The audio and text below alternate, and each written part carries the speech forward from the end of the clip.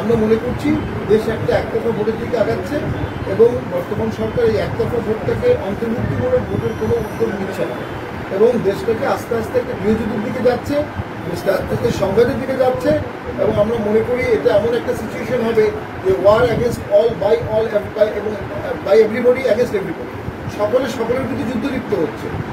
আজকে আমরা দেখতে পাচ্ছি খুব অকথ্য ভাষায় এক পক্ষ আর পক্ষে গালি দিচ্ছে। একটা নষ্ট রাজনীতির দিকে দেশকে নিয়ে যাওয়া হচ্ছে খুব সুপরিকল্পিতভাবে। আমরা আশা করেছিলাম এই সরকার সেই নষ্ট পরিবেশ থেকে দেশটাকে সুস্থ দিকে নিয়ে যাবে, কিন্তু আমরা দেখতে পেলাম যত দিন যাচ্ছে আমরা আস্তে আস্তে উপলব্ধি করছি যে সরকার দেশটা চালাতে সক্ষম হচ্ছে না, দেশ ধ্বংসের দ্বার প্রান্তে যাচ্ছে, প্রচুর মানুষ চাকরি হারাচ্ছে, প্রচুর মানুষ দরিদ্র হচ্ছে, দলগুলোর মধ্যে আভ্যন্তরীণ হানাহানি হচ্ছে। এইখান থেকে আমার তো মনে হয় একটা স্টেটসম্যানশিপ, একটা লিডারশিপ এই সরকার থেকে দেখানো উচিত ছিল। যেহেতু এই সরকার এটি দেখাতে পারেনি, আমার মনে হয় এই সরকারের অধীনে সুষ্ঠু নির্বাচন সম্ভব বলে আমরা মনে করি না।